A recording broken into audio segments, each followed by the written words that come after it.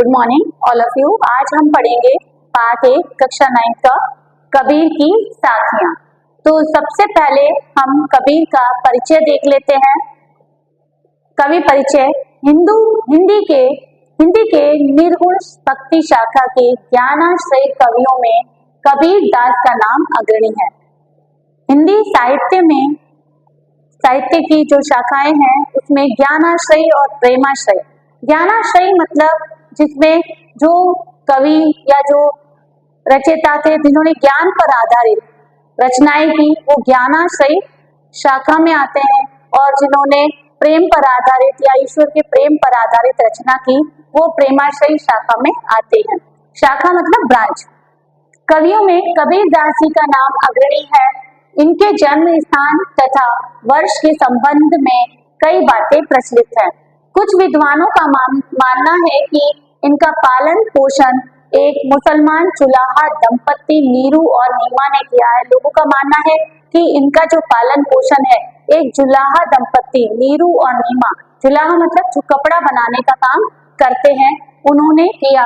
इनका जन्म संवत 1455 माना जाता है और इनकी मृत्यु के संबंध में कई प्रकार के मत है, किंतु अधिकतर विद्वानों ने इनकी मृत्यु सन 1495 में मानी है।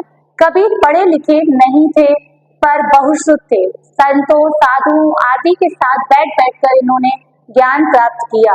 ये पढ़े लिखे नहीं थे लेकिन बहुश्रुत थे, मतलब सब जगह ये सुने जाते थे, मतलब सब जगह ये प्रसिद्ध थे, विख्यात थे।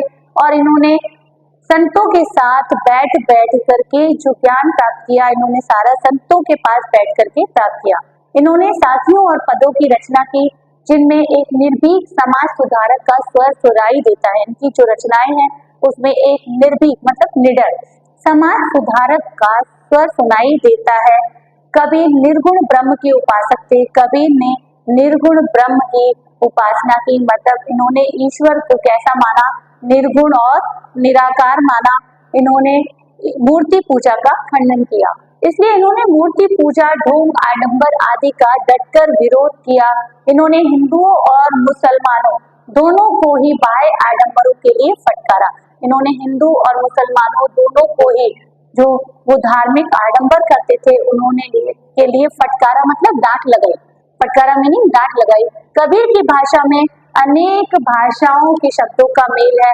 कबीर सब जगह घूमा करते थे, घूम कर अपनी पदों और साखियों की रचना करते थे, तो इसीलिए इनकी भाषा में सभी भाषाओं के शब्दों का मेल है। एक बार हम जो नए शब्द आए हैं उनके अर्थ देख लेते हैं। गोविंद मतलब भगवान, काके मतलब किसके, बलिहारी मतलब कुर्बान जाना, न्यौछावर जाना। मैं मतलब अहंकार। मैं अहंकार का प्रतीक है। अगर हम बार बार मैं करते हैं इसका मतलब है कि हमें अहंकार है। तामे उसमें पाथर पत्थर, पाहन पत्थर। पाथर और पाहन दोनों का मीनिंग ही है पत्थर। ताते उसमें समंत मतलब समुद्र, वनराय मतलब जंगल, दोनों, पाए पैर, जिन्होंने, सांकरी मतलब तंग नैरो, कांकर मतलब कंकर छोटे छोटे पत्थर जिनको कहते हैं कंकर, हरि मतलब ईश्वर, पहाड़ मतलब पहाड़, मसी स्याही, मसी मतलब स्याही, स्याही मतलब इंक, लेखनी कलम, कागज मतलब कागज पेपर। अब देखते हैं हम एक बार कबीर की साखियां।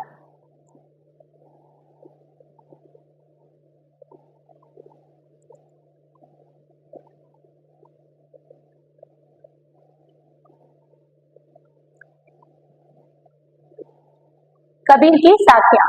पहली साखी में कबीरदास जी कहते हैं, गुरु गोविंद दो खड़े काके लागू पाए, बलिहारी गुरु आपने जो गोविंद दियो बताए। कि कबीरदास जी कहते हैं कि मेरे सामने ये दुविधा की स्थिति थी कि मेरे सामने गुरु और गोविंद, गुरु मतलब मेरे गुरु जो थे वो, और गोविंद मतलब ईश्वर, दोनों खड़े थे। अब मेरे सामने ये दुविधा मतलब एक समझ में नहीं आ रहा था कि क्या करूं, किसके पहले पैर छूं, गुरु के पहले पैर छूं या गोविंद के, गोविंद मतलब ईश्वर के पैर पहले छूं। तो मुझे मेरे सामने जो दुविधा की स्थिति थी, तो उसी समय मेरे गुरु ने मुझे ये परिचय करवाया मतलब साक्षात्कार करवाया कि ये ईश्वर है, उनका ज्ञान कराया। तो मैं, हे गुरु, मैं आप पे बलिहारी जाता हूँ, न्यौछावर जाता हूँ, जिन गोविंद दियो बताए, जिन्होंने मुझे ईश्वर से साक्षात्कार कराया। गुरु ने ही मुझे ईश्वर से परिचय कराया कि ये ईश्वर हैं, कि इनके पहले पैर छू। तो हे गुरु, मैं आप पे बलिहारी जाता हूँ, जिन्होंने मुझे ईश्वर का परिचय कराया। तो कहने का तात्पर्य है कि गुरु जो है वही हमें ईश्वर प्राप्ति का मार्ग बताते हैं, गुरु ही हमें ईश्वर का ज्ञान कराते हैं। तो इसीलिए कबीरदास जी गुरु को श्रेष्ठ बताते हुए ये साखी उन्होंने लिखी है। जब मैं था तब हरि नहीं, जब मैं था, मैं मतलब अहंकार, जब मुझ में मैं था मतलब मेरे अंदर जब मैं मतलब अहंकार था, तब हरि नहीं, तब मेरे अंदर ईश्वर नहीं थे, मतलब मेरे अंदर तब उस समय ईश्वर का वास नहीं था। अब हरि है और अब मेरे अंदर हरि है और मैं नहीं, मतलब ईश्वर वही निवास करते हैं जहाँ पर अहंकार नहीं होता। अगर मनुष्य के अंदर अहंकार है तो वहाँ ईश्वर का निवास नहीं हो सकता। कबीरदास जी कहते हैं कि जो ये प्रेम की गली है, प्रेम गली अति साकरी, जो ईश्वर के जो ये प्रेम की गली है वो बहुत ज्यादा क्या है, साकरी मतलब सकरी, नैरो है, मतलब उसमें दो चीजें एक साथ नहीं रह सकती। यहाँ तो उसमें मैं अहंकार रह सकता है, यहाँ उसमें ईश्वर रह सकता है। प्रेम गली अति साकरी, तामे दो न समाये, तामे मतलब उसमें दो, मतलब दो चीजें न समाये, उसमें दो चीजें एक साथ नहीं रह सकती। कि अगर मनुष्य में यहाँ तो ईश्वर रह सकता है, या तो फिर उसमें अहंकार रह सकता है। जब तक अहंकार का वास होता है, मतलब मनुष्य में जब तक अहंकार होता है, तब तक मनुष्य को ईश्वर नहीं मिल सकते। काकर पाथर जोरी के मस्जिद लई बनाए, ता चढ़ी मुल्ला बांग दे, क्या बहरा हुआ खुदाए। कबीरदास जी कहते हैं इसमें उन्होंने मुसलमानों के अजान देने पर व्यंग करते हुए, कटाक्ष करते हुए उन्होंने कहा कि मुसलमानों ने कांकर पाथर जोड़ के, कांकर और पत्थर, कंकर पत्थर जोड़ के मस्जिद लई बनाए, उन्होंने मस्जिदें बना ली। ताचड़ी मुल्ला बांग दे, और उस पर चढ़ करके, मुल्ला मतलब मौलवी साहब, अजान देते हैं।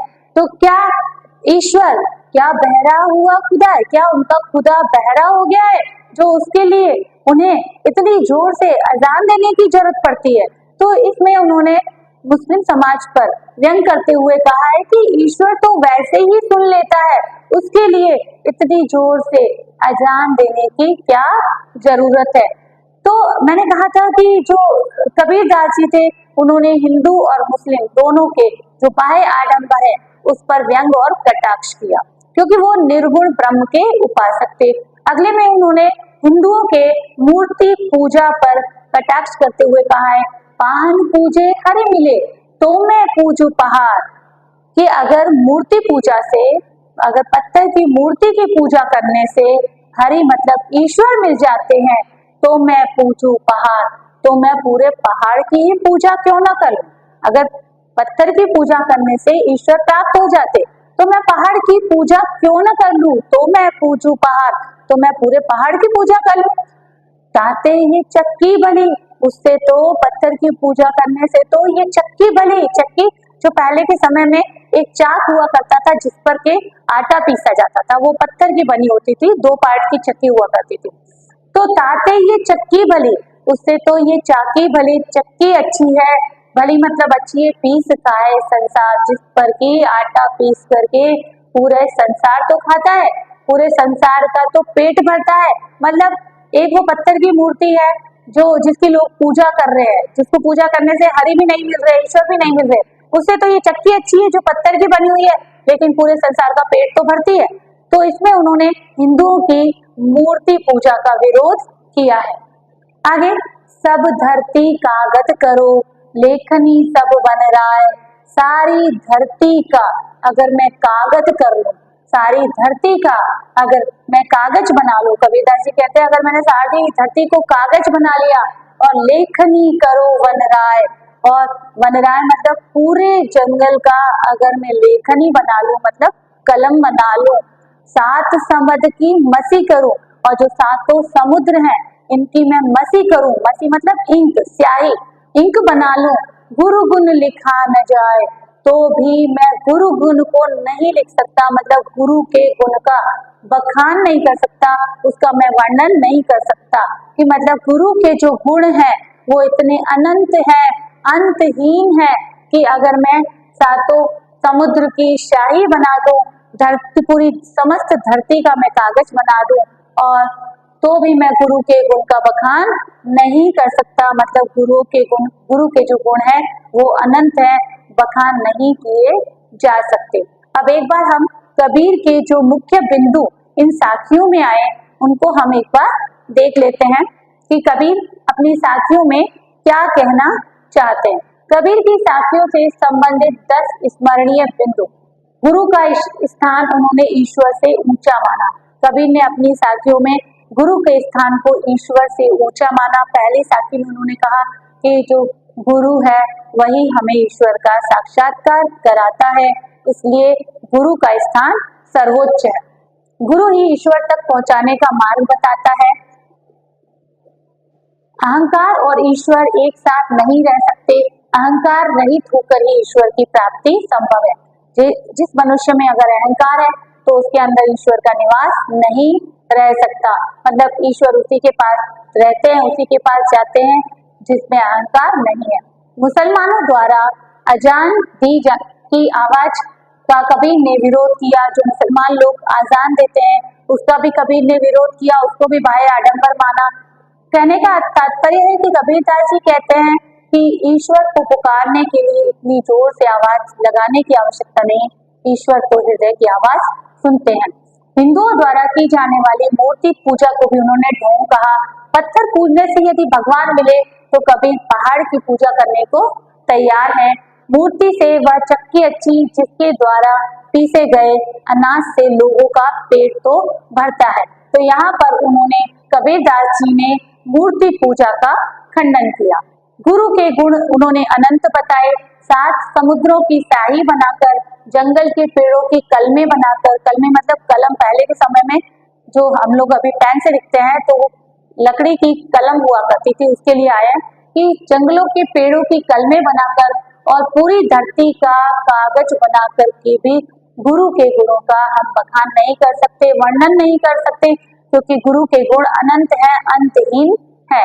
कबीर की भाषा सगुकड़ी या पंचमेल खिचड़ी कही जाती है। जैसा कि मैंने आपको पहले बताया कि कबीर जो है सब जगह घूमा करते थे, इसीलिए उनकी भाषा में सभी भाषाओं के शब्द आ गए थे, इसीलिए उनकी भाषा को पंचमेल खिचड़ी कहा जाता है। तो ये आज हमारा पाठ कबीर की साखियां समाप्त हुआ। एक बार इसको पढ़ें और इसको रिवाइज करें। धन्यवाद। Thank you.